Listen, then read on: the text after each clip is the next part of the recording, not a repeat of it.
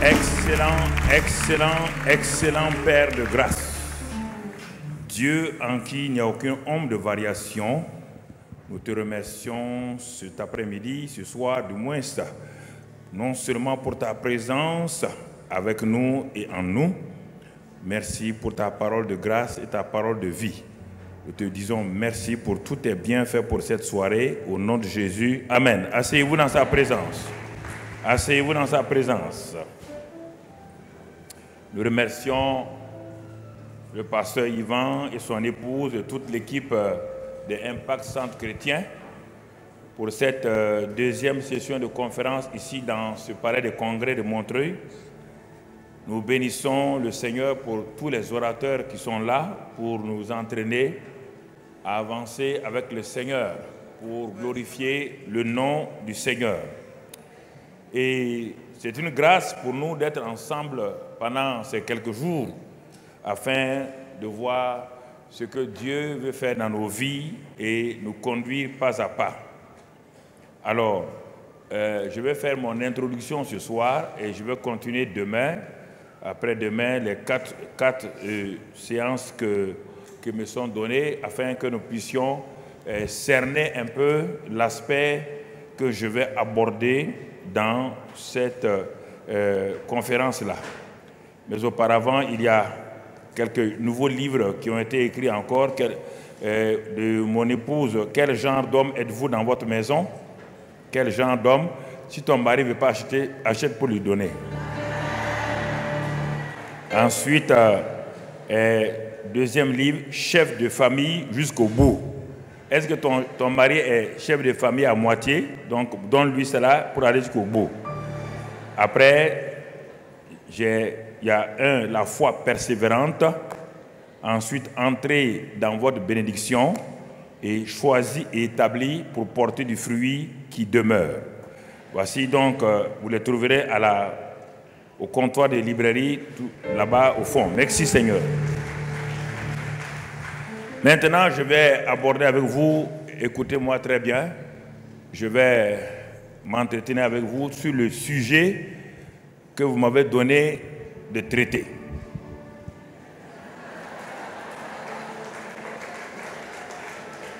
Je vais être dans le sujet en plein.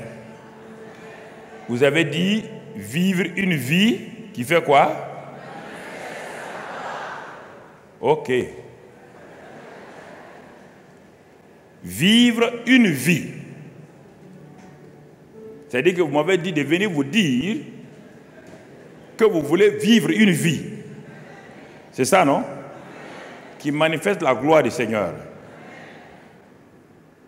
Une vie, hein? Vous voulez la vivre? Ok, on va aller pas à pas. Quelqu'un d'autre doit la vivre pour vous? Quelqu'un doit vivre cette vie-là pour vous? Ok. Maintenant, c'est l'introduction. Vous savez, il faut s'arrêter, examiner, discerner pour voir ce que Dieu veut dans notre vie et ce que Dieu a fait. La Bible est dans deux aspects, l'Ancien Testament et le Nouveau Testament. Il faut bien comprendre la Bible. L'Ancien Testament était l'ombre de la réalité qui devait venir. Une ombre est une ombre. Quelle que soit l'ombre d'un arbre, quelle que soit l'ombre d'un homme, ça reste une ombre. Je veux parler à vos cœurs pour que nous comprenions. S'il y a l'ombre, c'est que la réalité n'est pas loin. Toute ombre est liée à une réalité. Alors, et Dieu, préparant les cœurs pour que les gens viennent, il a d'abord amené tout doucement, après la chute d'Adam et Ève, il a amené donc un processus de retour à ce qu'il a fait. Dieu n'a pas une seconde solution. Dieu n'a pas de solution bis. Non. Dieu connaît la fin d'une chose avant son commencement. Il n'a pas besoin de dire « je me suis trompé, je prends une autre route ». Non. Quand l'homme interrompt le programme de Dieu, Dieu cherche le moyen pour que la personne qui est sortie trop tôt de l'autoroute rentre encore sur l'autoroute. Et c'est pourquoi il y a plusieurs sorties de l'autoroute. Si tu manques ça, tu pars, tu tournes, tu reviens sur l'autoroute. Alors, écoutons très bien, frères et sœurs. Ce qui transforme. Je vais saisir vos pensées avant de commencer à développer mon message. Il y a deux hommes dans la Bible, dans le Nouveau Testament, quand on regarde dans Actes des Apôtres, le premier s'appelle Philippe, le second s'appelle Paul. Avec la persécution des chrétiens à Jérusalem, les chrétiens ont été dispersés.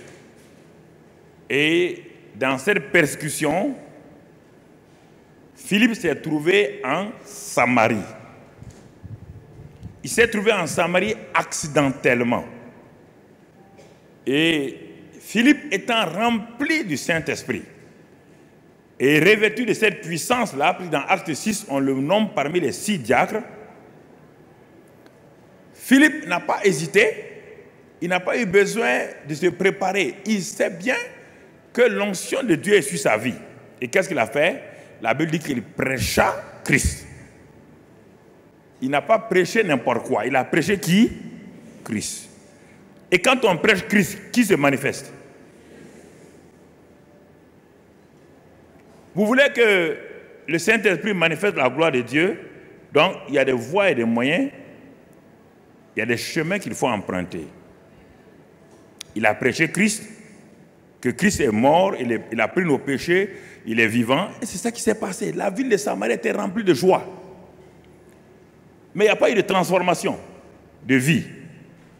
Puisque même le grand sorcier, le grand magicien Simon, qui a vu la puissance se manifestant à travers Philippe, a été touché à tel point qu'il a ramassé tous ses fétiches pour venir donner à Philippe qu'on brûle. Mais si vous regardez attentivement le texte, il faut faire attention. Quand vous lisez la Bible, laissez que le Saint-Esprit vous parle. Le monsieur est venu faire un échange de puissance. Ah oui, je suis allé, le plus grand sorcier de la ville. Oui, attends, qu'est-ce qu'il veut? Il veut te le montrer. Le monsieur était convaincu, parce qu'on l'appelait dans la ville de Samarie la grande puissance de Dieu, la grande puissance de Dieu. Et brusquement, il se trouve en minorité. Il se trouve à l'infinitif devant une seconde puissance. Et qu'est-ce qu'il a fait? Il a ramassé tous ses bagages, il est venu donner à Philippe. Et quand on a dit que Pierre et Jean viennent dans la ville pour que ceux qui sont nés de nouveau reçoivent le Saint-Esprit et qu'ils puissent opérer comme lui, Philippe, Simon dit, ok, donnez-moi en tout cas cette puissance-là, afin que moi aussi, quand je vais prier, je puisse voir les mêmes effets. Et Pierre, qui vient, cet homme-là, on dit qu'il est converti. Pierre lui parle sévèrement. Il est homme pervers. Donc, quand vous dites que le sorcier là s'est converti, il s'est converti pourquoi? Parce qu'il veut quoi? Une plus grande? Une plus grande? La plupart d'entre vous, vous voulez une plus grande puissance.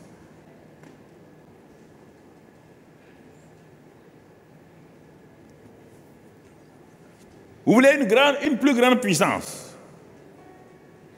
Est-ce qu'il voulait Christ? Non. Il n'est pas transformé. Il n'est pas changé. C'est pourquoi Pierre, avec le discernement, Pierre a vu cet homme-là, il a dit c'est un homme dangereux. On vient de mettre entre ses mains, s'il a le baptême du Saint-Esprit, il a la puissance, il va faire plus de dégâts. Parce que lui, il veut pour manifester des choses pour lui-même. Et Pierre lui dit qu'il périsse, que l'homme la périsse avec tout. Allons plus loin, un autre homme, lui il avait la puissance, il s'appelle Saul de Tarse. Lui il est converti à Christ, il est rempli du Saint-Esprit. Voyons-le, il rentre à Éphèse. Il rentre à Éphèse, il trouve là-bas 12 disciples d'Apollos.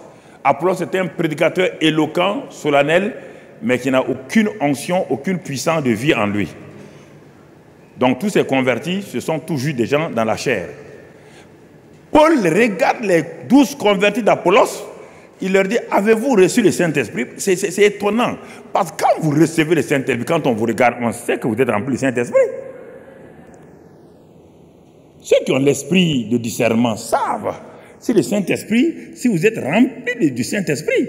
Il les regarde, il dit, mais avez-vous reçu le Saint-Esprit? Ils disent qu'on n'a même pas entendu parler du Saint-Esprit. On n'a même pas entendu parler du Saint-Esprit. Il dit, ah bon, de quel baptême? Alors il descend au premier niveau. De quel baptême avez-vous été enseigné, baptisé? Ah, il dit le baptême de Jean. Il dit, ben, le baptème de Jean n'est pas opérationnel dans le royaume des cieux. Parce que Jean n'est pas dans le royaume des cieux. Son baptême ne peut pas rentrer dans le royaume des cieux. Il les prend au premier niveau d'enseignement, il les enseigne tout juste. Qu'est-ce que la nouvelle naissance? Qu'est-ce que la croix a fait? Qu'est-ce que la croix a produit dans la vie des hommes pour qu'ils reçoivent la grâce de Dieu? Après, il impose les mains sur eux, ils reçoivent le Saint-Esprit. Regardez maintenant, ce Paul-là, sachant que ce qui transforme l'homme, mon frère, ce qui transforme l'homme. L'homme veut le surnaturel, le signe, c'est vrai. Mais quand il a vu que s'il s'amusait avec le baptême du Saint-Esprit, il laissait ces gens-là et partait, il risquait d'avoir une église terrible, comme l'église de Corinthe, qui avait tout, mais regardez la misère, comment il vivait. Alors, qu'est-ce que Paul fait? Alors, il ouvre une école dans la synagogue.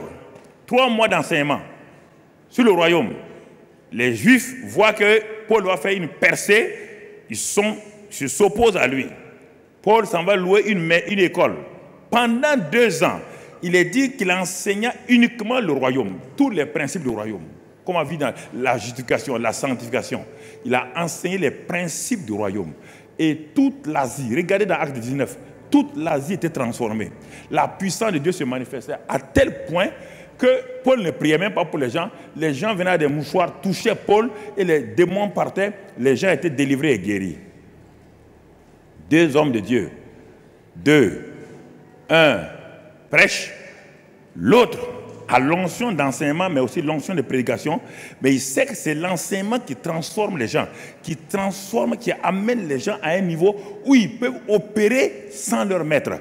Tout enseignement qui n'amène pas l'étudiant à être indépendant du professeur n'est pas un enseignement. Tout enseignement dans le naturel qui vous a enseigné à l'école des infirmiers, vous devez être infirmier plus que l'infirmier qui vous a enseigné. Si on vous a enseigné la médecine, vous devez être médecin indépendamment du médecin. Si on vous a enseigné l'informatique, vous devez être informaticien en dehors du maître d'informatique.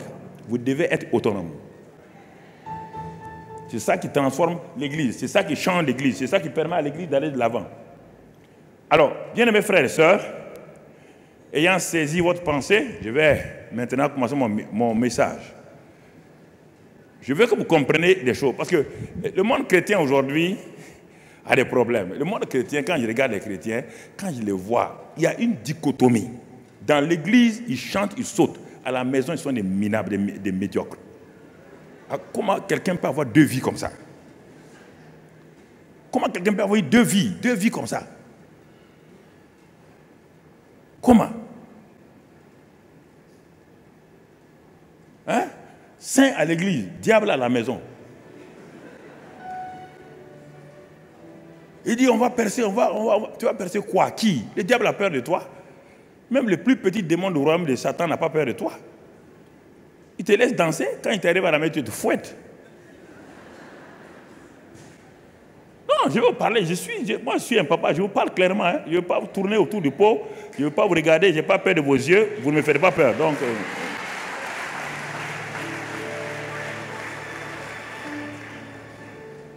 il y a trop de scandales dans le christianisme, trop de scandales, trop de scandales. Alors, vivre une vie qui manifeste sa gloire, formidable. Maintenant, je pose la question. Je commence mon message maintenant.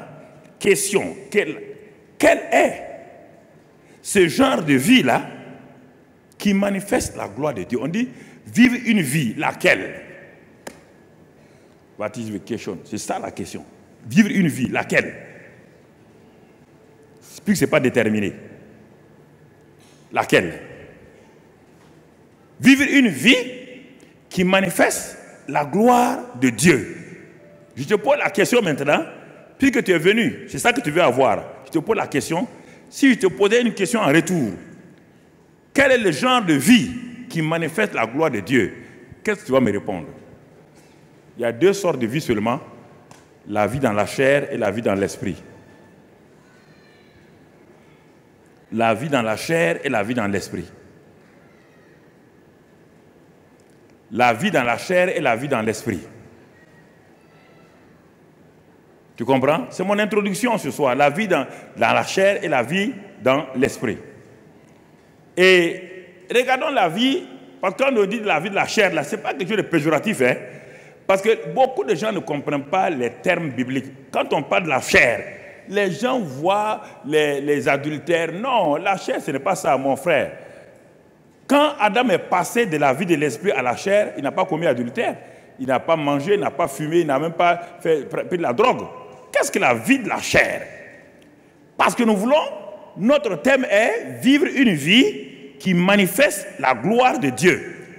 Quel est ce genre de vie qui manifeste la gloire de Dieu? Est-ce n'importe quelle vie? Non. Est-ce la vie dans la chair? Non. C'est quelle vie? C'est la vie dans l'esprit. Dieu étant esprit, ce qui peut exalter la gloire de Dieu, c'est la vie de l'esprit. Et qu'est-ce que la vie de l'esprit? On le verra plus tard.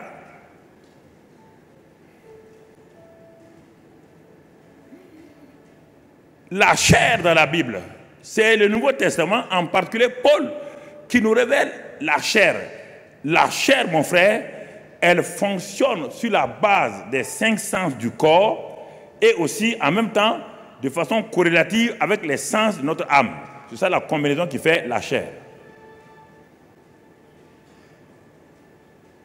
Puisque quand l'homme est tombé, l'homme vivait dans la chair, il ne vit plus dans l'esprit. Son âme dirigeait son corps.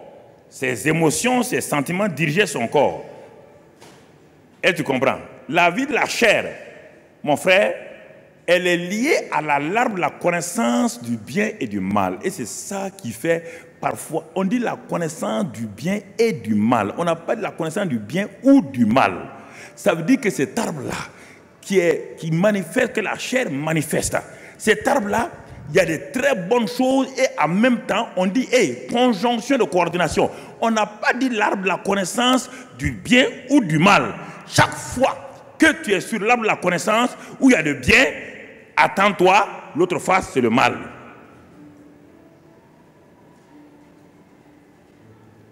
N'abaissez pas l'affaire de la chair là à Galate. Galate te montre, on dit les œuvres de la chair. On n'a pas de la chair, on dit les œuvres de la chair. C'est-à-dire que la chair existe et ses œuvres existent. On n'a pas dit que Galate 5, 19, c'est la chair. On dit les œuvres de la chair sont manifestes. Donc la chair est une nature. La chair est une nature. Elle est liée à l'arbre de la connaissance du bien et du mal. Elle produit des bonnes choses. La chair a produit les découvertes scientifiques. La chair a produit tout ce que le monde vit aujourd'hui, c'est la chair. Regarde la puissance de la chair. Vous ne comprenez pas la chair, hein? La chair, quand les gens sont tombés dans Genèse 6, quand les gens sont tombés, on trouve ces hommes qui n'ont plus l'esprit de Dieu, qui ont en train de faire une tour pour aller au ciel. Dieu était tellement inquiété de ce que les hommes, sans rien, sans nos connaissances scientifiques que nous avons là, sont en train de faire une tour pour aller au ciel. Dieu dit, si on ne descend pas pour les empêcher, ils vont réaliser. L'homme est capable d'aller, et c'est pourquoi je dis au président, il va aller par la lune au ciel. L'homme est capable, la chair est capable de tout ça. Regarde les exploits de la chair. Quand on parle de chair, on ne parle pas d'adultère ou autre chose. Ça, c'est les œuvres de la chair.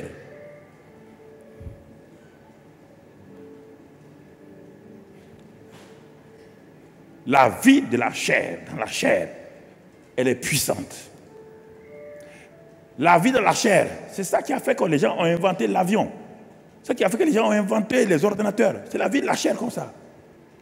Elle n'est pas négative, mais elle produit le bon et le mal. C'est pourquoi tous les médicaments inventés sont bons et mal. C'est-à-dire que les antibiotiques sont bons et en même temps vous détruisez le système immunitaire.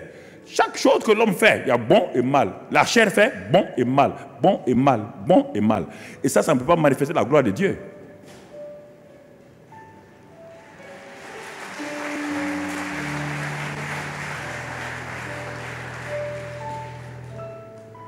Écoute-moi, mon frère. Vivre une vie qui manifeste sa gloire. Je dois m'asseoir, ouvrir ma Bible et poser la question au Saint-Esprit. Quel est ce genre de vie? C'est ça que nous sommes à la recherche, nous sommes des chercheurs. Un chercheur est différent d'un ouvrier qui ramasse des cailloux. Le chercheur s'assoit, il examine, il regarde, il voit ce qu'il y a et il cherche maintenant et il a des moyens pour aller à la recherche de ce qu'il cherche. Quelle vie? Quelle est la vie? La chair, regarde, la chair est puissante. La chair peut faire que tu vas avoir une grande église. Il y a plein de grandes églises qui c'est la chair. Parce que l'homme est capable. L'homme là, il est charismatique du point de vue et relation. Il a un langage, il a un verbe, il a tout. Mais regarde, Hitler a tiré toute l'Allemagne, tout le pays. Regarde la chair. Le monde le suivait.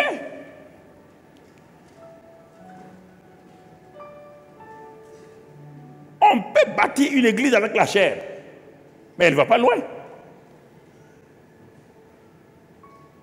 Elle ne va pas loin. On peut faire beaucoup de choses avec la chair. La chair, ce n'est pas les œuvres de la chair. On parle de la chair, on ne parle pas des œuvres de la chair.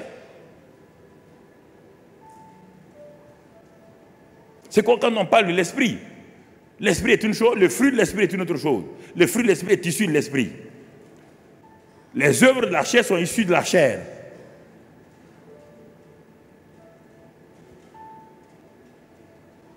Vivre une vie qui manifeste sa gloire. Qui manifeste sa gloire. La chair amène l'homme à se substituer à Dieu. La chair fait que les gens ne veulent pas l'homme. C'est ça que le monde scientifique, le monde rationnel aujourd'hui, ils ont tellement une gloire qu'ils ne veulent pas la gloire de Dieu. La chair aussi a sa gloire. La chair donne la gloire. C'est pourquoi il y a des stars. C'est pourquoi il y a des savants. C'est pourquoi il y a des prix Nobel. C'est pourquoi il y a tellement de grandes choses dans ce monde-là. Parce que si la chair n'a pas sa gloire, tout le monde allait chercher la gloire de Dieu. Tout le monde allait chercher la gloire de Dieu. La chair a sa gloire. Et cette gloire-là, regardez, quand on fait les festivals, regardez comment les gens défilent, regardez comment les gens paient des millions. La chair a sa gloire. La chair élève les gens. Toute une nation applaudit un homme.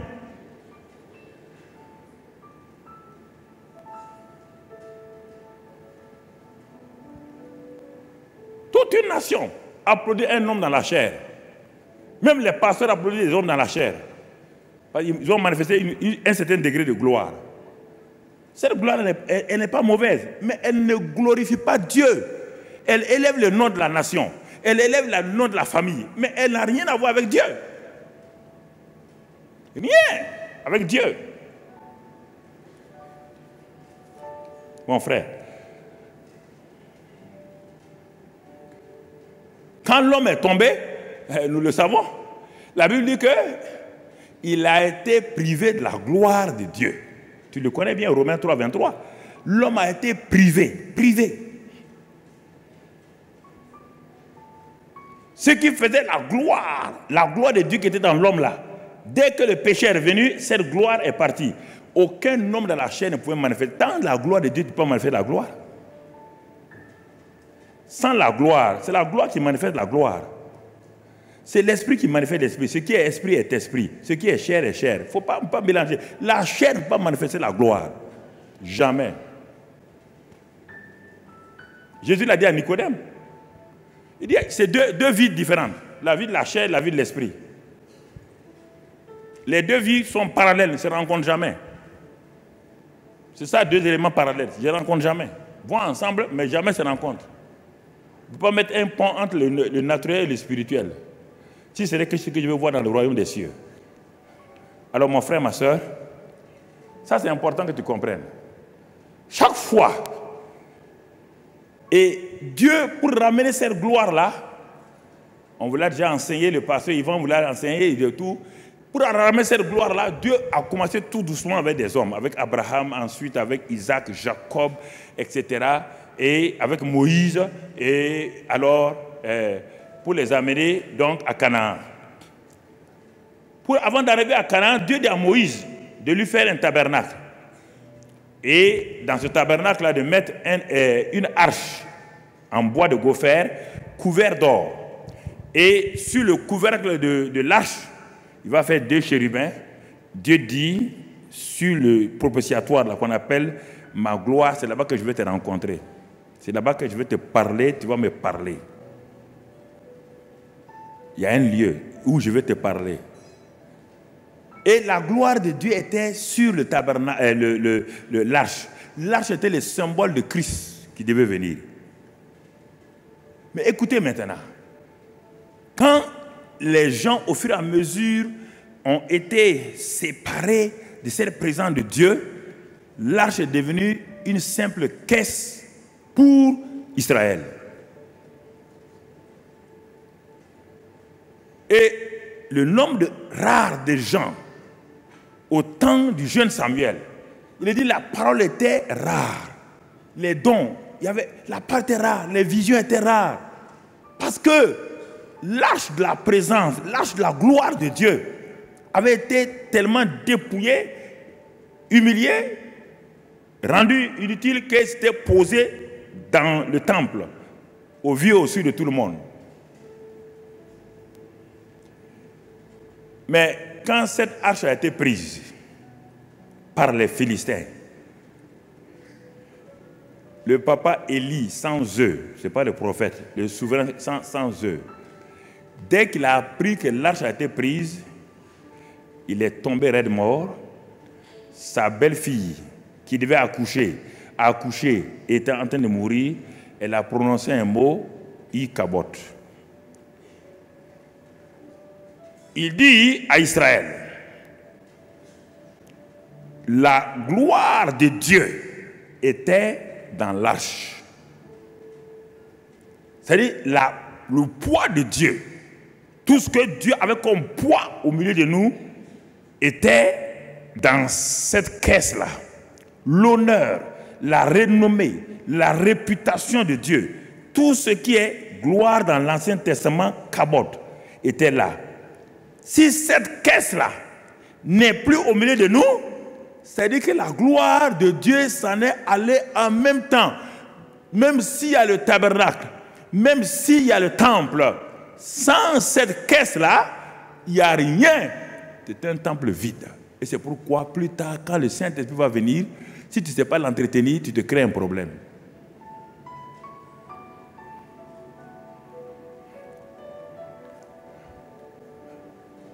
Vous avez entendu les 3 mots, le kabot hébreu, le doxa grec et la shekinah, la manifestation de la gloire. Les deux, kabot et doxa, montrent, ça c'est statique. C'est statique. Ça montre la réputation, la gloire, l'honneur, le poids. La shekinah, c'est la dynamique. C'est ce qui est manifesté. Ce qui est manifesté. Écoutez, frères et sœurs. Et ce qui est manifesté, si tu ne prends garde, c'est un problème. Les fils d'Aaron ont été installés. Le lendemain seulement, ils ont été tous les deux brûlés. Ils ont été tous les deux brûlés. Vivre une vie qui manifeste sa gloire. Je suis en train de chercher, je suis en train de vous amener pas à pas dans cette vie-là. Puisque nous avons vu la vie de la chair ne manifeste pas la gloire de Dieu. Alors, puisqu'il y a 2 sortes de vie seulement, la vie de la chair et la vie de l'esprit. Allons voir maintenant la vie de l'esprit. Dans la vie de l'esprit, mon frère, c'est ce que Dieu avait donné à Adam et Ève. Et je le dis encore, dans la Nouvelle Jérusalem, c'est cette même vie qui sera là. Dans la Nouvelle Jérusalem, il n'y aura plus de Bible, il n'y aura plus de prédicateurs. Il n'y aura plus d'église, mon frère.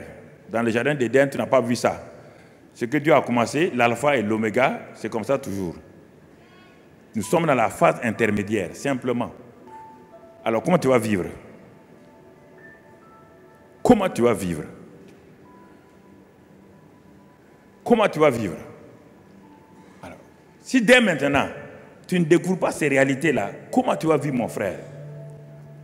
La Bible dit dans 1 Corinthiens 6, 1 Corinthiens 3 et 1 Corinthiens 6, que maintenant nous sommes devenus, par notre nouvelle naissance, nous sommes devenus le temple de Dieu. Le temple de Dieu. Qui habite en nous? Dieu. Il habite où? Dans notre esprit. Pas dans mon ventre, ni dans mon âme. Dans mon esprit. Parce que Dieu étant esprit, le seul endroit où Dieu peut vivre, c'est mon esprit. Et en vivant dans mon esprit, il est dit que celui qui s'attache au Seigneur, celui qui croit, est avec le Saint-Esprit un seul esprit. Et c'est de mon esprit maintenant, la vie chrétienne va de l'intérieur vers l'extérieur. La vie humaine va de l'extérieur vers l'intérieur. Frères et sœurs, la vie chrétienne, ce n'est pas les activités. Ça, c'est l'activité de l'Église. La vie chrétienne vient de l'intérieur, va vers l'extérieur. C'est pourquoi les fleuves d'eau vive coulent de nos seins. C'est pourquoi le puits est intérieur. Le fleuve est intérieur. Mais la gloire de Dieu, ce n'est ni le puits, ni le fleuve. Ça, c'est à part. La gloire de Dieu, c'est la pluie. La pluie ne dépend pas de toi. Elle ne vient pas de toi. C'est Dieu qui fait descendre. Les trois dimensions. Le puits, le fleuve et la pluie. Tu ne contrôles pas la pluie? Alors, la vie de l'esprit, qu'est-ce que c'est, frères et sœurs? La Bible te dit que la gloire de Dieu est en toi. Par Colossiens 1,27, il dit Christ en nous, l'espérance de la gloire. Mais regardons, les gens ne lisent pas beaucoup le Nouveau Testament et ça crée des problèmes parce que lire le Nouveau Testament sans la révélation, ça crée un problème. La vie de l'esprit est caractérisée. La vie de l'esprit est caractérisée par quelques éléments importants que je vais te dire et tu vas comprendre. Et si tu es conscient de ces éléments-là, si tu les entretiens, la gloire de Dieu va se manifester. La gloire de Dieu n'est pas spectaculaire, elle est surnaturelle. Ne confondez pas le spectaculaire et le surnaturel. L'homme doit vivre le surnaturel tous les jours, mais il ne vit pas le spectaculaire. Ma vie est surnaturelle, ta vie est surnaturelle. Ta vie n'est pas naturelle. Mais est-ce que tu sais la vivre?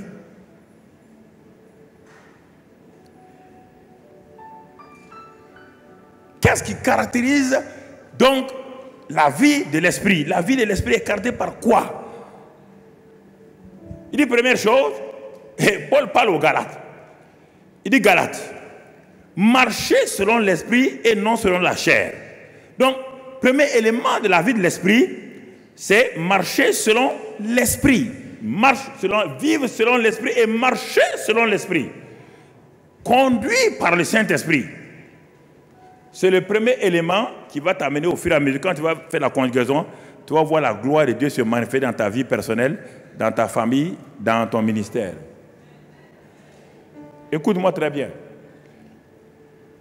La vie de l'esprit, c'est cette vie surnaturelle qui est venue en toi par le Saint-Esprit. Et ce Saint-Esprit te donne de marcher dans l'esprit. C'est-à-dire que conduit par le Saint-Esprit. Puisque tu es dans le royaume des cieux. Le royaume des cieux est un royaume invisible aux yeux des hommes. Ce n'est pas un royaume naturel, c'est un royaume spirituel. Et tu dois vivre dans ce royaume-là par l'esprit. Ton esprit et le Saint-Esprit sont devenus un. 1 Corinthiens 6, 17. Deuxième chose, deuxième caractéristique de la vie de l'esprit. C'est là on le trouve dans Ephésiens 5, 2. Il dit marcher dans l'amour. Deuxième élément caractéristique de la vie de l'esprit, c'est l'amour. Quand on marche selon l'esprit, on doit marcher dans l'amour. Parce que dire que tu manifestes la gloire de Dieu sans amour, c'est faux. Ça sonne faux, c'est de l'airain. C'est de l'airain. Je t'en parle, je sais, je suis en contact avec la plupart des grands hommes de Dieu, les anciens. Toi, tu ne connais même pas les anciens. Moi, je les connais. Je connais aussi la nouvelle génération. Je suis au milieu des deux, mon ami. J'ai entendu... non, écoutez, j'ai vu beaucoup de livres écrits sur la gloire, j'ai vu Mais quand on est assis face à face comme ça entre nous, il est mon ami, il faut dire la vérité. Où est la gloire? Tu écris. Où est la gloire là? C'est quelle gloire tu parles? Laquelle? Il y a longtemps, je suis allé en Belgique. Quelqu'un m'a invité en Belgique, celui qui a invité Benny Hinn à l'époque. Il y a longtemps, il a invité Benny Hinn en Belgique. Il m'a invité, c'est parti. Bon. Avant que je commence à prêcher, il y a quelqu'un qui est venu des États-Unis. Il y a un prédicateur américain qui est venu. Il me dit, Mamadou, tu sais maintenant, le gars qui vient d'arriver des États-Unis, là, il dit, c'est maintenant on prêche la gloire. Il dit, ça veut dire quoi? Il dit, non, ce n'est plus l'onction simplement. C'est l'onction, de l'onction, on va dans la gloire. Il dit, mais est-ce qu'il t'a expliqué comment on parle de l'onction à la gloire? Il dit, non, mais c'est ça. Il dit, mais tu veux que je fasse quoi? Que je change mon message? Moi, changer mon message parce que quelqu'un est venu là-bas. Il n'a qu'à donner son message, on va voir. Il a donné. Quand il a fini, il dit, mais où est la gloire là? Ça n'est pas de collecter des données et puis les lire, lire verset 1, verset 5, verset 10, verset 15. Tout le monde sait le faire, mon frère. C'est ça. Écoute, écoute. C'est pas difficile. Parce que souvent, nous confondons les spectaculaires et les surnaturels. Écoutez-moi, le spectaculaire n'est pas surnaturel, le surnaturel n'est pas obligatoirement spectaculaire. Parce que si on veut le spectaculaire, mon frère, sœur, on aura des problèmes.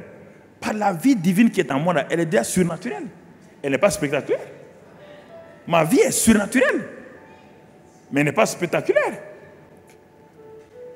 Je vous ai dit, quand j'étais en Géorgie, à Atlanta, il y a plusieurs années, dans les années 80, où je démarrais, dès que j'ai mis les pieds aux États-Unis, invité, mais j'avais un complexe, parce que tous les grands hommes de Dieu qu'on connaissait, ça vient de là-bas. On m'a invité dans une grande église, plus grande que celle-là, là. La moquette, là. Mais quand je rentrais là-dedans, j'ai dit, mais ça, c'est paradis terrestre, mais c'est quoi? Je devais faire la réunion du mercredi soir, puisque aux États-Unis, c'est vendredi et mercredi. Mercredi soir. Une église de plus de 5000 places. Si tu vois les fauteuils là, et puis il n'y a même pas les micros. Il a dit que lui, il a copié le temple de Salomon. Quand tu prêches là, ta voix s'en va de l'autre côté. Non, c'est sérieux. En ce temps, moi, je fonctionnais beaucoup dans l'onction.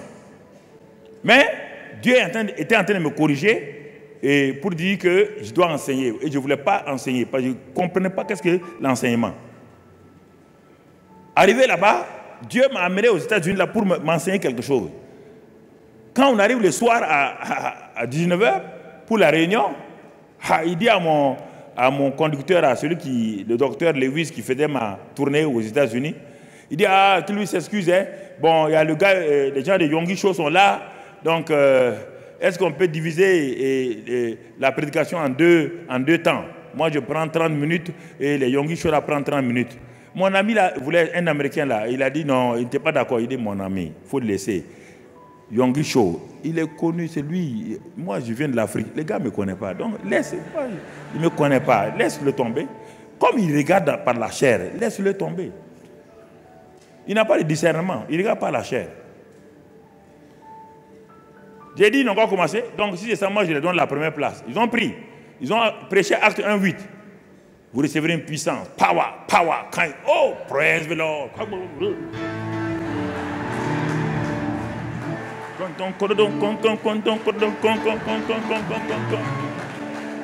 Moi, j'étais assis. J'ai dit à Dieu, c'est chaud aujourd'hui. Les gens ont chauffé la salle. Comment je vais faire maintenant? Dieu me dit, tu prêches Jean 15. Il dit, Dieu, Jean 15, c'est le sarment, le cep et le sarment. Il dit, ce que vous ne comprenez pas, vous, si toi tu as un sarment, moi je suis le cep, tu peux échouer? Hein?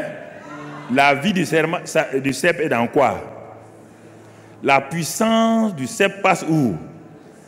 Sois un simple sarment, lève-toi. Quand ils ont fini,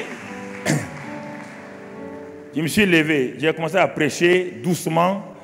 J'ai écouté le Saint-Esprit. Il faut savoir écouter le Saint-Esprit. Quand tu prêches, ne va pas vite. Le Saint-Esprit te parle. Parce que, écoute, un prédicateur est un chauffeur. Il regarde la route, il regarde les rétroviseurs, il regarde bien et il fait attention à toute la circulation devant et derrière, ce qui lui permet de ne pas faire accident. Donc, il faut écouter le Saint-Esprit. Au moment où tu prêches là, ne viens pas prêcher tes idées. Il y a plein de choses que j'écris là, mais ça ne sort pas. Parce que quand je me tiens devant vous, Dieu me dit, lui, il connaît ce peuple-là plus que moi. Toi, tu ne le connais pas. Donc, voilà ce que tu dis. Et je sors, il me parle, au moment où il parle, je sors au fur et à mesure. Mon message, ce n'est pas ma tête. Mon message n'est pas dans ma tête. Ce que j'ai fait, 15 minutes. Ils m'ont donné 30 minutes, 15 minutes. Saint-Esprit dit, prie maintenant. Il dit, mais je dois dire quoi? Il dit, mais comme ils ont dit qu'il y a l'onction là, tu as déjà vu danser, non? Dis simplement, esprit de Python. Dis seulement, esprit de Python. Quand j'ai dit ça, esprit de Python, mon frère, la salle a changé brusquement. Les gens qui criaient, près de l'eau, étaient à terre. Comme ça.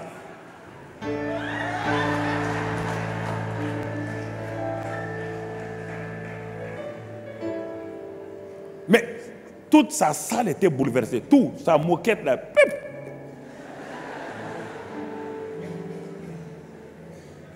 Il a levé une offrande spéciale pour moi. Il dit, the African man is a powerful man. Il dit, non. Je lui ai dit, hein, ce n'est pas l'Africain là, c'est le Saint-Esprit qui est en moi. Faut pas africaniser le royaume des cieux. Hein. Il n'y a pas un royaume des cieux africain, il n'y a pas un royaume des cieux français ni américain. Il y a un seul royaume des cieux. Mon ami, mon frère, depuis ce temps-là, j'ai dit à Dieu, si c'est ça l'enseignement, j'accepte. Ça bouleverse, ça change, ça guérit. Au moment où je prêche, les gens sont guéris à l'intérieur, sans histoire. La parole, elle fait quoi? Elle est tranchante, oui ou non?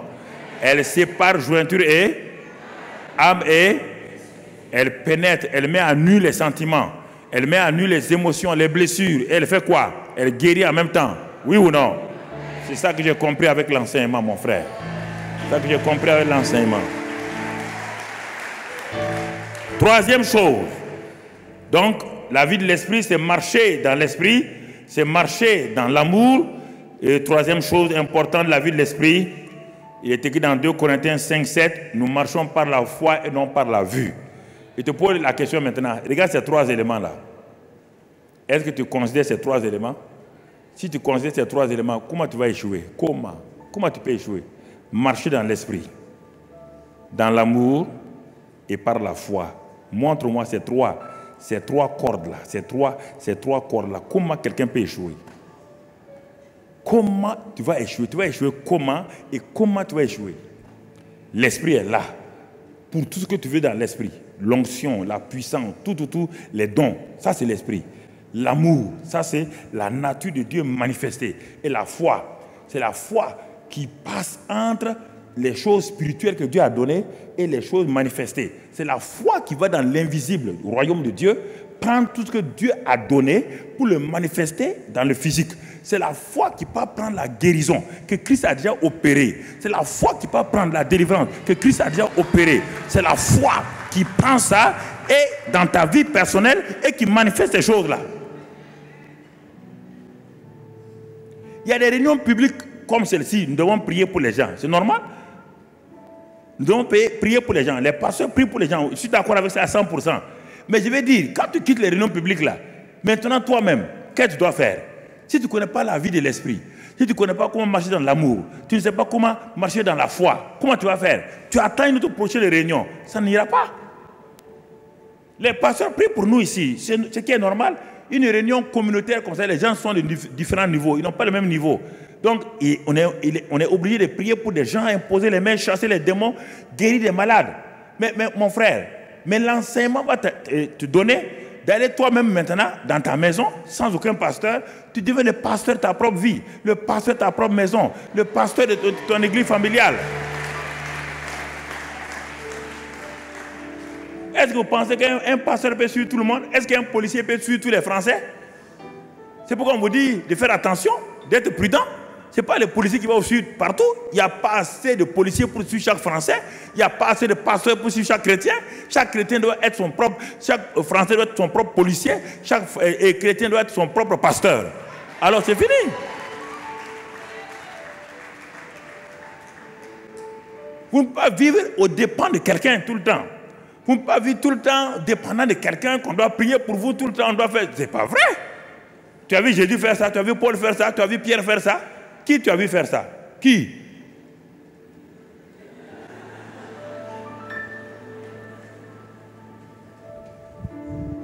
Mais si ce n'était pas réel, pourquoi Jésus va laisser le monde entier à 11 traîtres? Le 12e traître s'est déjà pendu. Il reste 11. 11. Quand on les regarde, quand les anges ont dit à Jésus, mais tu t'en vas là, qui va faire... Il dit, mais les voilà mes gars. Les anges ont dit qui? Pierre, c'est lui qui t'a trahi, les deux, oui. Ah? Jésus dit, mais ne vous en faites pas, attendez seulement. Ils ont dit qui encore? On dit, comment ça s'appelle? L'incrédule notoire là. Thomas. Il dit, mais c'est un incrédule notoire. Et Matthieu, il va retourner, c'était un ancien escroc, un inspecteur des impôts escroc. Mais c'est honte, il n'y a personne qui est bon. Le seul qui a pu résister, c'est Jean. C'est le seul qui est resté à côté de maman Marie et jusqu'à la fin. Il est le seul. Et tu vas confier, il dit oui.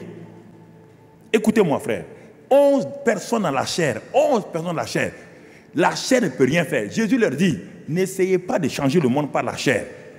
Même si vous avez appris des choses avec moi, vous ne pouvez pas. Attendez le Saint-Esprit, le transformateur. Regardez. Mais regardez Paul et Silas. Écoutez frère, Paul et Silas, 2 personnes. Ils étaient dans une ville, les gens de la ville accourent. Il dit, ceux qui ont bouleversé le monde sont là. Est-ce qu'aujourd'hui, on peut t'appeler bouleverseur du monde? Ceux qui ont bouleversé le monde sont là. Voici comment on appelle les chrétiens, comment les païens doivent nous appeler. Ceux qui ont bouleversé le monde, ils sont là. Ils sont là, dans la cité. Ils sont là. Quel est ton impact sur ton quartier à Paris? Quel est ton impact sur la ville de Paris? Quel est ton impact là où tu es? Quel est ton impact? Quand tu marches dans les rues, est-ce que les gens disent, ah, cette femme-là, vraiment, grâce à elle, dans la pâtée de maison là, dans cette rue-là, vraiment, grâce à ta présence, on voit quelque chose? Non.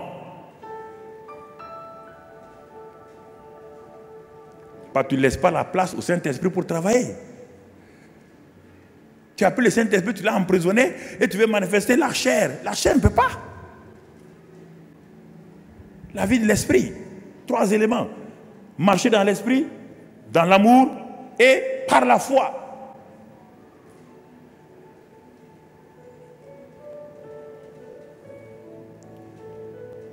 Si tu fais ça, tu vas commencer à voir. La gloire là n'est pas ailleurs, elle est en toi déjà. Christ en toi, l'espérance de la gloire. La vie chrétienne est une vie d'intérieur. Ce n'est pas une vie d'extérieur. Peut-être tu ne crois pas. La Bible dit dans Éphésiens 2, verset 3 d'abord. Éphésiens 2, verset 3. Qu'est-ce qu'il dit? Nous tous aussi, nous étions de leur nombre et nous vivions autrefois selon les convoitises de notre chair. Vous voyez bien? Accomplissant les volontés de la chair et de nos pensées. On accomplissait les volontés de la chair et de nos pensées. Allons au verset 9. Au verset 9. Dans le verset 9, ce n'est point par les œuvres, afin que personne ne se glorifie. Verset 10. Verset 10. Car nous sommes son ouvrage. Nous ne prenons pas le temps de lire la Bible. Nous voulons faire des choses pour Dieu. Dieu dit, nous sommes son ouvrage. Ayant été créés en Jésus-Christ pour des bonnes œuvres que Dieu a préparées d'avance afin que nous les pratiquions. Nous pratiquons trop de choses qui n'ont rien à voir avec les bonnes œuvres que Dieu a prévues d'avance, qu'il a préparées d'avance. Nous sommes son ouvrage. Ce micro-là est l'ouvrage de quelqu'un qui l'a inventé. Il l'a inventé pour un but. Ce micro-là, mon frère, c'est pour amplifier ma voix. Elle ne sert pas à autre chose. Elle tant que je ne parle pas, le micro ne peut rien faire. Si je dis micro, parle. Est-ce qu'il peut parler? Il est fait pour amplifier. Toi, tu es fait pour quoi? Tu as été créé pour quoi? Parce que tu confonds la destinée naturelle et la destinée spirituelle. La destinée naturelle, tu es ingénieur. La destinée naturelle, tu es informaticien. Mais tu vas mourir sans ta destinée spirituelle. Et tu vas arriver au ciel, Dieu s'en fout d'ingénieur, d'informaticien. Ça n'existe pas au ciel. Il va te dire, mon ami, voici le livre des destinées. Voilà ce que tu devais faire. Tu n'as rien fait. Maintenant, tu es sauvé, ouf, à travers le feu, ouf. Mais sans aucune récompense. Mais vous ne lisez pas, lisez la Bible, ne vous laissez pas embrouiller par les gens. On dit, vous êtes son ouvrage.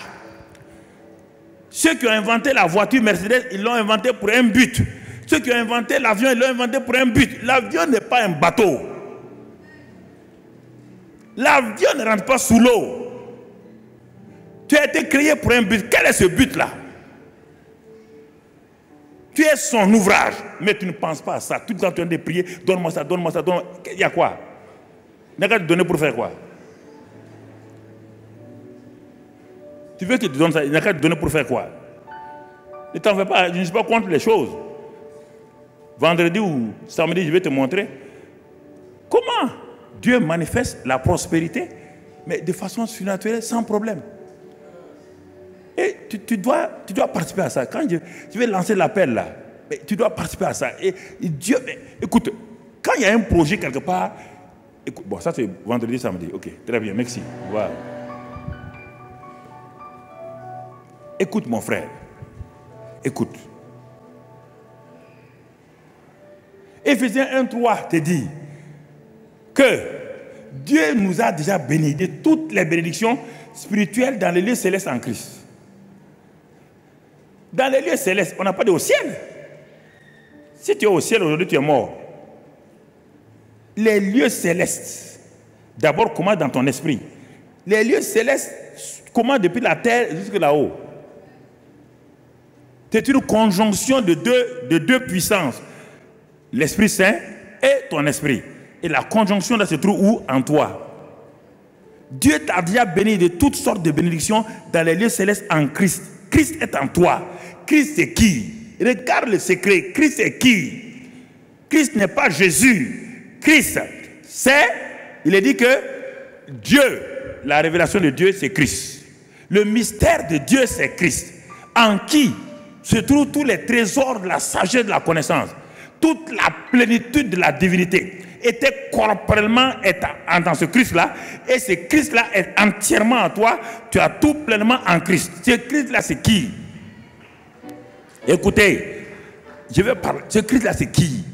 Tu mènes ta vie chrétienne là sur la base de quoi? Dieu a mis tout ce qu'il voulait. Dieu a mis tout ce qu'il veut en Christ. Christ est en toi. Tu veux chercher les bénédictions là où? Tu vas les sortir d'où? C'est dans ton esprit. Tu les cherches où? Où est-ce que Dieu va? Est-ce que si tu demandes la guérison, est-ce que la guérison vient du ciel? Non. Et quand tu demandes la prospérité, elle vient du ciel? Non. Il n'y a pas de prospérité au ciel, mon ami. C'est dans les lieux célestes. Il n'y a pas de maladie au ciel, ni de guérison au ciel. C'est dans les lieux célestes. Où? En toi. C'est pourquoi Dieu dit qu'il nous a sauvés par la grâce, moyen de la foi. La grâce est la source du salut. Quel salut? Sozo. Sozo. Qui veut dire quoi? Salut de l'âme. Qui veut dire quoi? Guérison. Qui veut dire quoi? Délivrance. Qui veut dire quoi? Prospérité. Qui veut dire quoi? Élévation. Qui veut dire quoi? Victoire. Qui veut dire quoi? C'est ça le sozo. Dieu nous a sozo par la grâce. Le sozo est là. Tous les éléments du sozo sont là. En où? En nous. Maintenant Dieu te dit, maintenant le même Dieu te donne quoi? La foi. Pour que ton sozo soit manifesté et rendu visible aux yeux des gens.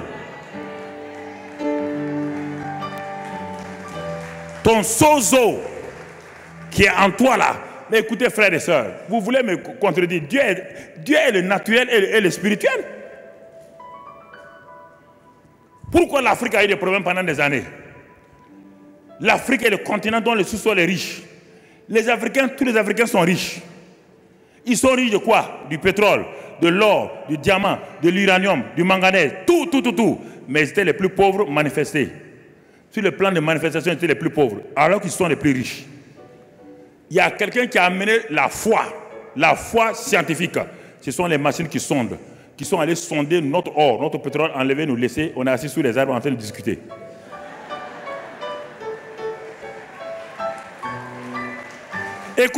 Écoutez, le naturel et le spirituel vont ensemble. Est-ce que Dieu a rendu l'Afrique pauvre? Hein? Alors, qu'est-ce qui manquait aux Africains? Ils étaient couchés sur l'or. Nos parents dormaient sur le pétrole. Ils dormaient sur l'or, le diamant, le manganèse, l'uranium. Ils dormaient sur ça et ils étaient pauvres. Il leur manquait quoi? La grâce a donné le sozo. Il leur manquait quoi? Le moyen de la foi. La foi. Et Dieu avait donné ça.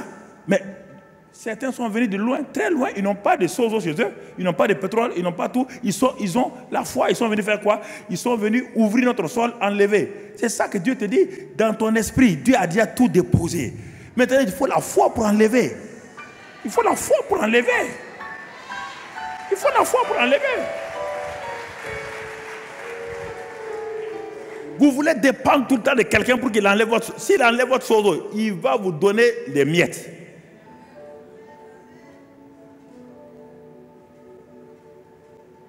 Pourquoi vous n'étudiez pas longtemps? Pourquoi tout le temps vous voulez tout le temps que quelqu'un soit là? Pourquoi? Pourquoi le Saint-Esprit est en vous? Est-ce que vous êtes un site touristique? Le Saint-Esprit a fait quoi en vous? Posez-vous la question, vous aussi. Soyez un peu, asseyez-vous et puis posez la question. Soyez un peu logique avec vous-même là. Pourquoi le Saint-Esprit qui était au ciel là, pourquoi Dieu m'a donné le Saint-Esprit, il est en moi? Qu'est-ce qu'il fait en moi? Vous ne vous posez pas la question. Vous le maltraitez, vous le vulgarisez, vous l'amenez n'importe où. Réfléchissez. Pendant 30 ans, Jésus n'était pas rempli du Saint-Esprit. Il ne pouvait rien faire. Il a décidé de faire sa destinée naturelle charpentier. Ça, c'est sa destinée naturelle. Charpentier. Le jour qu'il a rencontré le Saint-Esprit, le jour que le Saint-Esprit est venu, le ciel s'est ouvert sur lui. Le Saint-Esprit est venu. Il a laissé sa destinée naturelle. Il a commencé à opérer dans le surnaturel. Le surnaturel venait d'où? Quand Jésus a multiplié les pains, ça venait du ciel. Il a multiplié les pains, il venait du ciel. Dans sa main, là, il y avait déjà tout. Quand il a dit, il a levé les yeux vers le Père, Père, je te rends grâce. C'est là, devant ses mains, dans les mains de ses disciples, que le pain s'est multiplié. Pourquoi vous voulez autre chose? Pourquoi vous ne comprenez pas la Bible? Pourquoi vous ne voulez pas comprendre le Saint-Esprit? Pourquoi vous ne comprenez pas ces réalités-là? Moi, ça m'énerve ça. Pourquoi vous ne comprenez pas? Pourquoi? Quand Moïse tendait la main, Dieu est descendu. Moïse est rentré chez Pharaon. Pendant des années, Moïse rentre chez Pharaon. Il défie Pharaon. Les gens de Pharaon ont des épées. Les gens de Pharaon ont des flèches. Mais voici un homme qui vient avec un simple bâton, qui rentre parce qu'il est dans le surnaturel de Dieu. Il est revêtu de la gloire de Dieu. Il rentre chez Pharaon.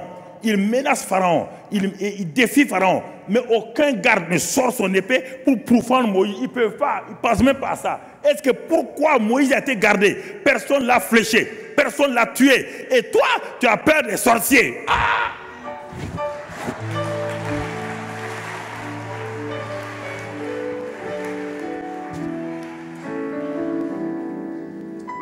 Quelque chose, ici, ça ne va pas. Ça ne va pas. Ça ne va pas. Vivre une vie qui manifeste sa gloire.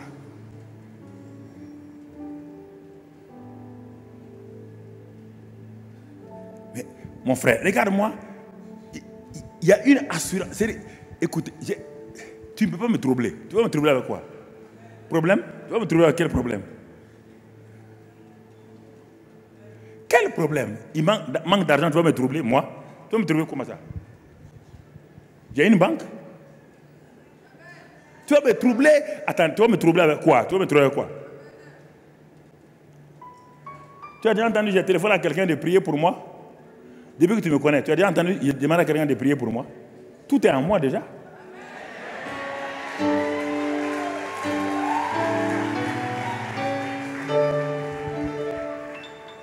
C'est ça.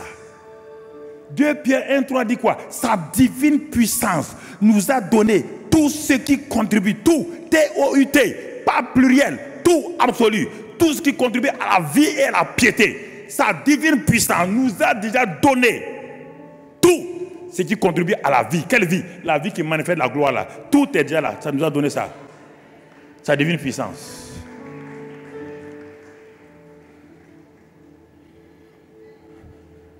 Vous cherchez les choses où? Vous allez les avoir où? Montrez-moi le magasin de Dieu, je vais aller ouvrir ça pour vous donner. Vous cherchez quoi? Cherchez quoi? Vous êtes diplômé. Quand j'étais un nouveau chrétien, quand j'étais diplômé en France, j'ai dit à Dieu avant de quitter la France, Toulouse, je m'avais prendre mon poste de directeur. Les gens ont dit tu es fou. Il faut faire 1 an de stage avant même d'être confirmé. J'ai quitté la France le 3 août 1975. Le 5 août 1975, je suis arrivé, le ministre m'a nommé directeur. Écoute-moi là. Tu ne comprends pas comment se manifeste là. Si tu ne manifestes pas la gloire de Dieu, tu sais, il y a 2 manières de manifester la gloire de Dieu. Dans les campagnes d'évangélisation, on manifeste la gloire de Dieu.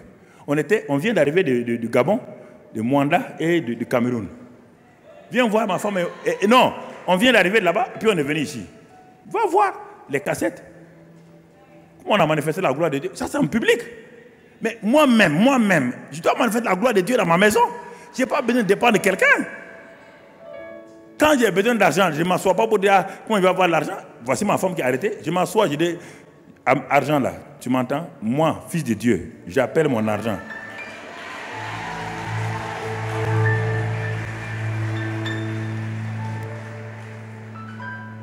Mon père a l'or et l'argent, oui ou non? Je suis quoi? Fils de qui? Du Dieu qui a quoi? Mon frère. Mais maintenant, qu'est-ce qui fait que les gens ne savent pas qu'ils ont déjà tout? Nous avons tout pleinement en Christ. Colossiens 2,10. Nous avons tout pleinement en Christ. Et ce Christ-là, toute la plénitude de la divinité est en lui corporellement. Et ce Christ-là, tous les trésors de la sagesse des saints sont en lui. Ce Christ-là, tout est en lui. Et ce Christ est en moi. Donc j'ai tout. Mais qu'est-ce qui fait que les gens n'arrivent pas à manifester la gloire? Moi, ce que je vais traiter là, parce que les pasteurs, les jeunes là ont traité beaucoup de bonnes choses. Ils ont traité le pasteur Yvan, les hôtels, Samuel et le pasteur. Ils ont tous traité de très bonnes choses. Ils ont prié pour vous, tout. Moi, je veux parler de la gloire dans votre vie personnelle. C'est de ça. Dans votre vie personnelle. Dans votre vie personnelle et autour de vous, dans votre famille et tout. C'est de ça que je vais parler. Le ministère se complète formidablement. Ne vous inquiétez pas. Je suis en train de te donner comment préparer ton plat à la maison, manger toi-même.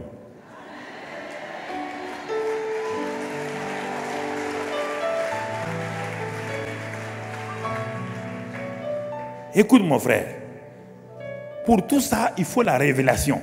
Il faut la révélation du Saint-Esprit pour que tu comprennes ce que je t'ai dit là. Ce n'est pas la compréhension intellectuelle, la compréhension, la révélation. C'est ça. Éphésiens 1, verset 16 à 18. Et regarde ce que Éphésiens 1, verset 16 à 18 te dit. Éphésiens 1, verset 16 à 18. Qu'est-ce qui est écrit là-bas? Éphésiens 1, je ne sais de rendre grâce pour vous, faisant mention de vous dans vos prières, dans mes prières. Et il dit quoi? Afin que le Dieu de notre Seigneur Jésus-Christ, il dit, le Père de gloire vous donne un esprit de sagesse et de révélation dans sa connaissance. Voici tous les secrets qu'il vous donne. C'est-à-dire qu'il manifeste en vous l'esprit de sagesse et de révélation dans sa connaissance. Et cette connaissance va donner quoi? La suite. Afin que, dans sa connaissance, et qu'il illumine les yeux de votre cœur, pour que vous sachiez, vous voyez le verbe, pour que vous sachiez, pour que vous puissiez voir, discerner, quelle est l'espérance qui s'attend à son appel, etc., etc. Donc, c'est ça, frère, le secret que je vais voir avec vous, et pour qu'on aille vers la fin, pour cette introduction-là. Alors, mais ça, regarde un deuxième passage, 1 Corinthiens 2, versets 9 et 10. Regarde ce passage-là. Tu n'aimes pas les lire beaucoup, c'est pourquoi? Parce que c'est en parlant que l'enfant a commencé à parler. Ce qui n'est pas répété ne marche pas, mon frère. Regarde, il dit, mais comme il est écrit, alors s'il y a besoin que mes yeux s'illuminent, les yeux de mon cœur s'illuminent, pourquoi je dis ça? Parce que Paul me répond en parlant aux Corinthiens. Il dit, comme il est écrit, ce sont des choses que l'œil n'a point vues. Ah, si l'œil n'a pas point vu, si l'œil naturel n'a point vu, donc j'ai besoin des yeux spirituels. On me dit que l'œil n'a point vu. Va prendre la traduction. Quel œil? Mon œil naturel, que l'oreille n'a point entendu. Et qui ne sont point montés au cœur de l'homme. Le cœur incirconcis de l'homme. Ça ne veut pas des choses que Dieu a préparées pour ceux qui l'aiment. Il a préparé pour ceux qui l'aiment. Dieu nous les a révélés. Regardez maintenant le moyen. Dieu nous les a révélés par l'Esprit, car l'Esprit sont tout, même les profondeurs de Dieu. Alors, Paul prie pour les Éphésiens. Il dit, je prie pour que Dieu vous révèle, qu'il ouvre vos yeux. Et il dit aux Corinthiens, ce que j'ai dit aux Éphésiens est juste, puisque vos yeux naturels, vous êtes tellement naturels, vous les Corinthiens, que vous voulez voir les choses avec vos yeux, vous entendre avec vos oreilles. Vous n'entendrez pas. Ce sont des choses que Dieu révèle par son esprit. Pourquoi? Par le Saint-Esprit sonde les profondeurs de Dieu. Le Saint-Esprit a sa lampe en toi, qui est ton esprit. Proverbe 20, 27, le souffle de l'homme est l'esprit et la lampe de Dieu. Et c'est cette lampe-là qu'il utilise pour aller aux entrailles. Et il utilise cette même lampe, il utilise sa présence pour sonder le cœur de Dieu. Et les deux cœurs maintenant, les deux profondeurs, tes entrailles et les entrailles de Dieu étant sondées par le même Saint-Esprit, le Saint-Esprit prend les deux éléments du cœur de Dieu et de ton cœur et les met ensemble. Et en ce moment-là, regarde la suite du verset. Regarde la suite. Tu ne prends pas du temps. Quand tu vas dans la prière, toi, tu ne te couches pas devant Dieu. Tu es pressé. Tu parles. Pourquoi tu parles trop à Dieu? Pourquoi tu veux parler trop à Dieu? Hein? Non, pas ça. On va attendre d'abord les versets. Pourquoi tu veux parler à Dieu? Dieu dit qu'il a préparé des choses. Que c'est le Saint-Esprit qui sonde ces choses-là. Et il a mis en toi ton esprit renouvelé. Et ton esprit est une lampe de l'Éternel, et qu'il utilise pour aller dans tes entrailles. Et le Saint-Esprit sonde les profondeurs de Dieu. Regarde bien, le Saint-Esprit sonde les profondeurs de Dieu. Le même Saint-Esprit est en toi, avec ton esprit. Il prend ton esprit, il sonde tes entrailles. Pour que quoi? Pour amener l'harmonie. L'harmonie dans ta vie. Toi, tu ne prends pas ce temps-là. Quand tu vas devant Dieu, Dieu, tu vois, alléluia, je suis persécuté, Seigneur, viens, aide-moi, alléluia, Seigneur, fais ceci, fais cela. Est-ce qu'il est ton garçon de course? Dieu est ton garçon de course? Dieu est ton garçon de course? Mais regarde, tu n'as pas la paix. Regarde déjà.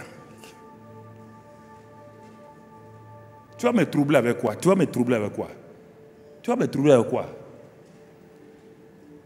Tu vas me troubler avec quel problème?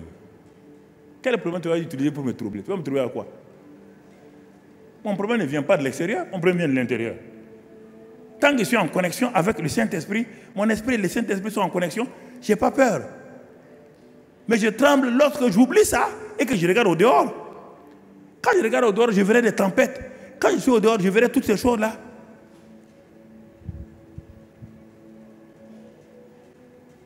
Le Saint-Esprit. Regarde la révélation. La révélation de tes paroles est claire et donne l'intelligence au simple. Illumine les yeux de mon cœur pour que je contemple les merveilles de ta parole. C'est le Saint-Esprit. Il n'y a rien d'autre que Dieu a donné. C'est le Saint-Esprit. Ne me parle pas de prière des jeunes. Ne me parle pas de prière des jeunes. La prière des jeunes ne peut pas remplacer Jésus ni la parole. Adam ne gênait pas dans le jardin d'Éden. Et dans la nouvelle Jérusalem, on ne va pas gêner. Mon frère, quelle est ta relation avec le Seigneur? Quelle est ta communion avec le Seigneur? Quelle est ta communion? Si tu n'as pas de communion, tu jeûnes et tu pries pourquoi? Nous sommes le jeûne des musulmans vient de passer. Tu crois que le jeûne musulman et le jeûne chrétien est différent? Jeûner, c'est quoi? C'est s'abstenir de quoi? C'est s'abstenir de quoi? Alors, le jeûne hindou, il s'abstient de quoi? Le jeûne musulman, il s'abstient de quoi? Le jeûne chrétien, il s'abstient de quoi? Jeûne pour jeûne. Tous les jeûnes sont pareils. Quand j'étais musulman, je jeûnais. Quand je suis devenu chrétien, je jeûnais. C'est toujours le même ventre qui jeûnait. Ou bien il y a un nouveau ventre maintenant qui jeûne.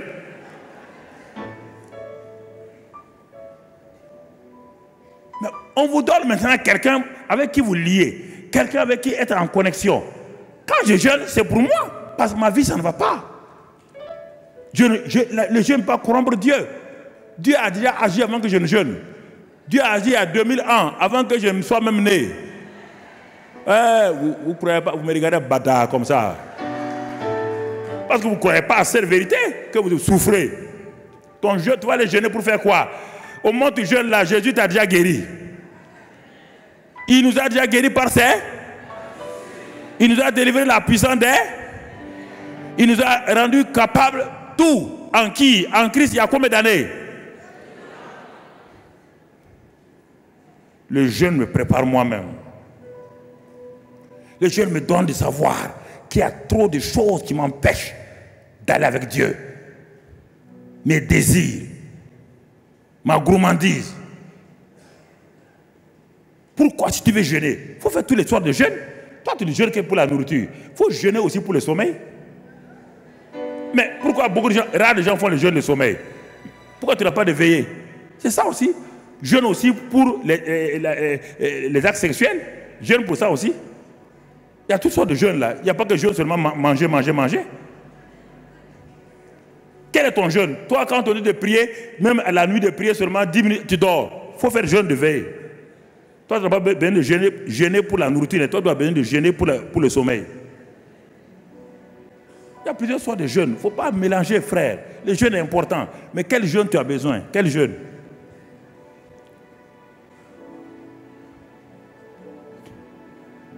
Si tu as une nourriture que tu n'aimes pas et que ta femme a préparé, tu dis que tu jeûnes. Tu ne jeûnes pas. Ça, c'est pas jeûner, mon ami. Non. Il faut bien lire la Bible. Faut pas, écoutez, le christianisme n'est pas une religion. Moi, vous n'avez pas eu d'ancienne religion. Moi, j'ai eu ancienne religion. J'ai pratiqué les religions païennes. J'ai pratiqué l'islam. Je suis devenu chrétien. Je sais de quoi je parle. Quand vous parlez, vous ne savez pas que le christianisme peut devenir une religion?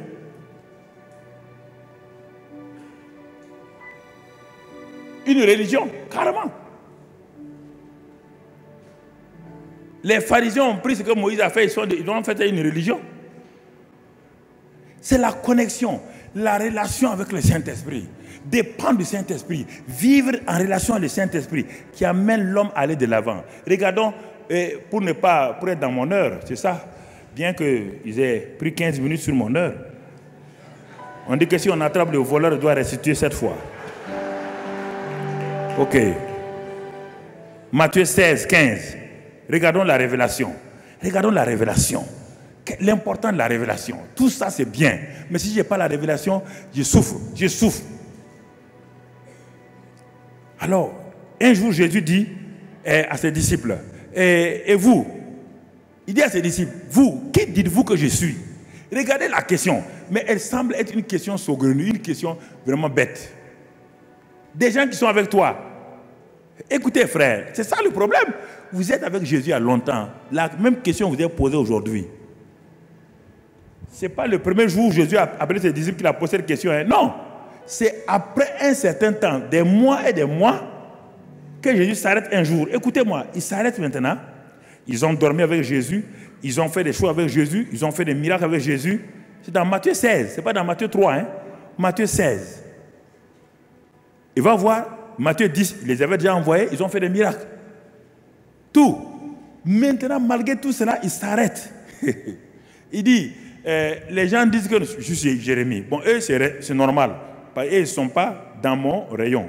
Ils ne sont pas avec moi. Mais vous qui êtes avec moi, là, vous qui m'appelez Seigneur, c'est ça, je m'adresse à toi ce soir. Vous m'appelez Seigneur, là. Vous m'appelez Jésus. Vous criez tout le temps, tout ça, là. Il dit, qui dites-vous que je suis? Mais comment? Mais tu dis que... Mais, tu t'appelles déjà Seigneur. Non, il dit, mais qui dites-vous que je suis? Qui dites-vous? Silence. Quand on a dit, qu'est-ce que les gens pensent de moi? Les réponses sont sorties de partout. Jérémie, chacun a parlé. Mais quand on tourne la balle contre eux-mêmes, on dit maintenant, qui dites-vous? Vous. Silence. Parce que c'est facile de dire ce que les gens pensent. quelle est ton opinion réelle sur Jésus? Voici ta question. Si je pose la question ce soir-là, qui est Jésus pour toi? Tu vas répéter ce que le pasteur a dit, on ne te demande pas ça. Tu vas répéter ce que la Bible a dit, on ne parle pas de ça. On dit, qui, vous là, qui dites-vous que je suis? Je suis devant vous là. Qui dites-vous que je suis? Qui dites-vous?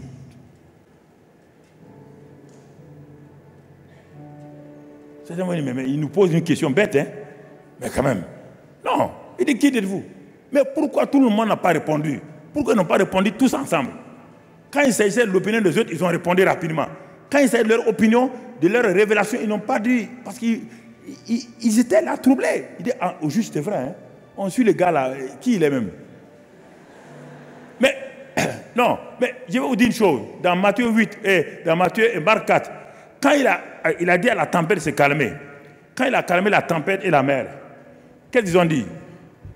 Quel est celui-ci qui calme les tempêtes? Vous êtes avec quelqu'un, il calme une tempête, vous dites quel est celui-ci? Ça veut dire que tu crois, tu connais Jésus, tu es né de nouveau, tu meurs, tu vas aller au paradis, mais qui il est? La question ce soir, c'est ça. Si tu savais qui il était, la vie que tu mènes ne va pas mener. Jamais. Si tu connaissais le Saint-Esprit, qui est le Saint-Esprit? Tu ne vas pas mener la vie que tu mènes, la vie hypocrite, la vie mensongère, la vie de haine et autres là. Tu ne peux pas mener ça. Le Saint-Esprit, l'esprit de vérité en toi, l'esprit de vie en toi, l'esprit de puissance en toi, l'esprit de sainteté en toi, l'esprit de tout en toi. Et toi, tu vas vivre comme ça? Jamais. Jamais. Jamais. Jamais. Il faut arrêter de plaisanter là. Il faut arrêter la plaisanterie. Qui dites-vous que je suis? À la fin, un d'entre eux répond, tu es le Christ. Vous entendez bien? Il utilise un mot dont ils n'ont pas, ils ne savent même pas qu'est-ce que c'est. Ce n'est pas le prénom de Jésus. Christ n'est pas le prénom de Jésus. Ils ne connaissent pas Christ encore. Parce que Christ doit être manifesté quand? Quand il sera mort, ressuscité, quand il sera élevé, glorifié. C'est en ce moment-là, puisque dans Acte 2, Pierre va le dire maintenant, c'est Jésus qui a été crucifié et ressuscité là, a été fait Christ et Seigneur. Mais ici, Jésus n'est pas encore mort. Comment Pierre a fait pour savoir que cet homme appelé Jésus là, c'est le Christ? Qui lui a dit ça? Qui lui a dit? Toi, tu parles Jésus. Mais pourquoi? Quelle révélation tu as de lui? Et Jésus, regardez maintenant. On va voir les 5 bénéfices de la révélation. Et on va terminer par là. Les 5 bénéfices de la révélation. Premier, Jésus dit, il dit, Pierre, ce ne sont pas la chair et le sang qui t'ont révélé cela, mais c'est mon Père qui est dans les cieux. Puisque Pierre n'a pas encore le Saint-Esprit, il dit, c'est mon Père qui est dans les cieux qui t'a révélé cela par le Saint-Esprit. Le Saint-Esprit n'est pas dans Pierre encore. Le Saint-Esprit n'est pas dans Pierre. Mais premier bénéfice maintenant, premier bénéfice quand il y a la révélation. Premier bénéfice c'est pour toi. Il y a 5 bénéfices qui sont pour toi. C'est ça qui va te permettre de manifester. S'il n'y a pas ces 5 choses-là, je n'ai pas dit ce n'est pas exhaustif, hein. S'il n'y a pas ces 5 choses, plus les 3 dont j'ai parlé, marcher dans l'esprit, dans l'amour et par la foi, et ces 5 choses-là, c'est difficile que tu puisses manifester la gloire de Dieu pour toi-même. Tu vas aller aux réunions, les pasteurs vont venir manifester la gloire de Dieu, mais toi-même tu t'en vas les mains vides. Première chose, il dit, premier bénéfice de la révélation, il dit, Simon, tu es heureux. La révélation nous donne la paix, l'assurance, la joie. Il dit, tu es heureux. Lis, tu es heureux, Simon. Le gars n'a pas changé encore. Il est dans son ancienne nature. Il est dans son ancienne nature. Mais la révélation déjà, Jésus dit, tu es heureux. Toute révélation qui ne te donne pas la joie, qui ne te donne pas d'être heureux, est quelque chose qui ne marche pas. Tu es heureux. Tu as l'assurance. Tu n'es plus troublé. Tu es heureux. Mon frère, tu es plein de paix, d'assurance. Premier bénéfice. Deuxième bénéfice, verset 18. Première partie du verset 18. Il dit, je te dis que tu es Pierre. Deuxième bénéfice de la révélation. Quand tu as la révélation donnée par le Saint-Esprit, Dieu dit, tu es heureux. Mais deuxième bénéfice, il dit, tu es Père. Tu es Pierre. La révélation vous donne une nouvelle identité. Il n'a pas dit tu es Simon. Non. La révélation vous fait passer de votre ancienne nature de Simon, Jonas, le roseau, à maintenant Pétros. Pétros, une petite pierre. Mais regarde le troisième bénéfice. Cette petite pierre-là n'est pas autonome, elle n'est pas indépendante. Regarde la suite du verset 18. Verset 18. Il dit, et que sur cette pierre-là, je bâtirai mon église. Ah, il dit, tu es Pierre, Pétros, petite pierre. Mais maintenant, mon frère, tu es Pierre. Maintenant, il y a quoi? Sur cette... commence, le pasteur Yvan a bouffé mes minutes. Mon ami, il ne faut pas me montrer... pas bouffer toi aussi mes minutes. Bouffeur de minutes là. Il faut arrêter ça. Faire passer ça, on ne t'a pas dit qu'on doit acheter la cassette. Faire passer tout cela, mon ami. Ok, très bien. Tu es Pierre, Pétros. La révélation te donne, tu es heureux. Tu es Pierre, ton identité a changé. Mais ce n'est pas fini. Cette identité-là n'est pas autonome. Elle sera liée à quelqu'un qu'on te révèle. Et sur cette pierre, maintenant le deuxième mot n'est plus Pétros, mais Pétra. Sur ce rocher. Donc, Pierre, Jésus dit à Pierre, quand tu as la révélation, tu es heureux, ton identité est changée, et tu deviens Pétros, où? On te place où? Dans le grand rocher de Pétra. Donc, toi et Christ, vous devenez un. Regarde, ça c'est le troisième bénéfice de la révélation. Ce n'est pas fini. Quatrième bénéfice de la révélation. Puisqu'il veut me pousser, les gars veulent me pousser, me mettre au dehors. Ok. Quatrième révélation. Il dit, je bâtirai mon église sur quoi? Pas sur Pierre, pas l'homme Pierre. Il bâtit son église sur Pétra. Pétra, la révélation, la pierre de la révélation. Mais en baptisant son église sur Pétra, et Pétros, le petit Pierre est dans quoi?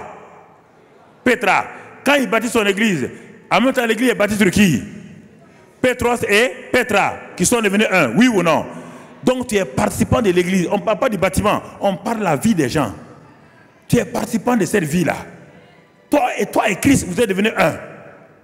Il est le grand rocher et tu es le petit rocher, la pierre vivante. Pierre vivante dans ce rocher. Cinquième bénéfice. Quand il y a ça, mon frère, cinquième bénéfice, toujours 18. Tout 18, c'est la troisième 18. Maintenant, il dit, mon frère, et que les portes de séjour des morts ne prévaudront point contre elle. Regardez, quatrième bénéfice. Les portes de séjour des morts ne peuvent pas prévaloir contre cette pierre. Mais dans cette pierre-là, il y a la petite pierre qui est là-dedans, oui ou non? Alors, si les portes de séjour des morts ne peuvent pas valoir contre le rocher, et tu es dans le rocher, les portes de séjour des morts, ça veut dire quoi? La maladie, la malédiction, les sorciers ne peuvent pas contre toi. Ils peuvent contre toi? Bah, tu es caché où? Tu es caché où? En Christ le rocher. Si tu es exposé tout seul, ils vont prévaloir contre toi. Mais si tu es dans ce rocher-là, ils ne peuvent pas.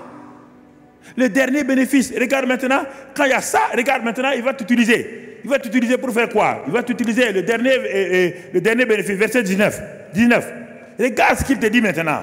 Quand tu as les 4 bénéfices, le 5e élément, verset 19. Non, nous sommes dans Matthieu 16, 19. Je me suis trompé. Matthieu 16, 19. 16, 19.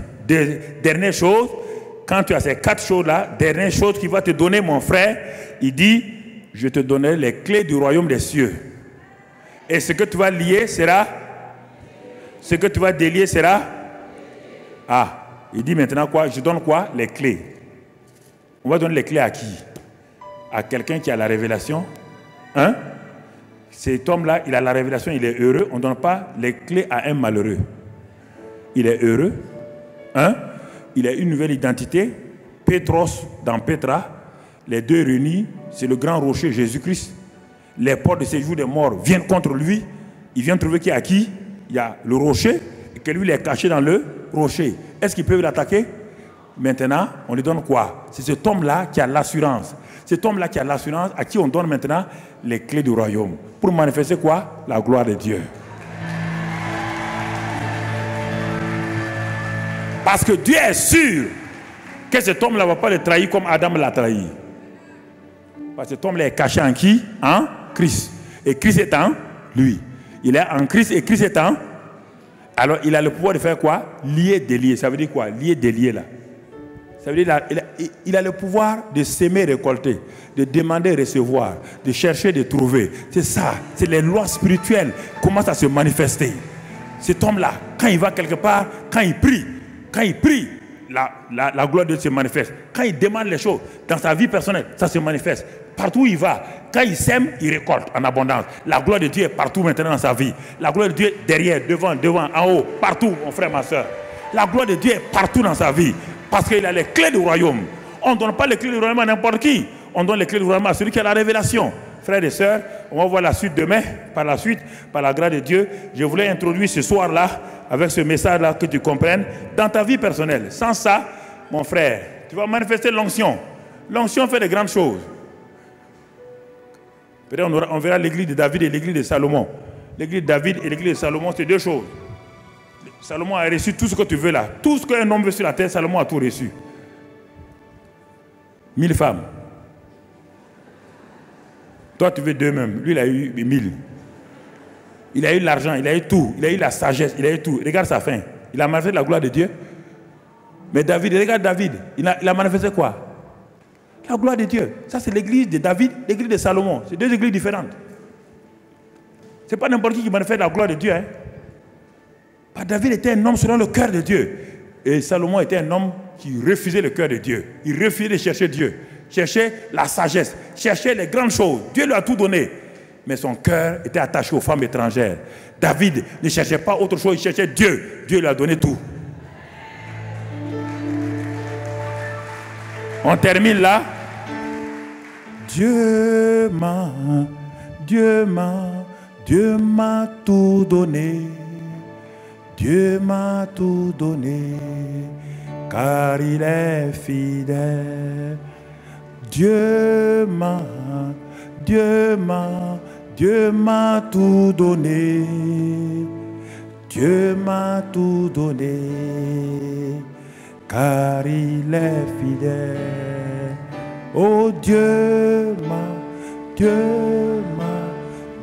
m'a tout donné. Oh Dieu m'a tout donné, car il est fidèle. Dieu m'a tout donné. Dieu m'a tout donné, car il est fidèle. M'a béni, oh Dieu m'a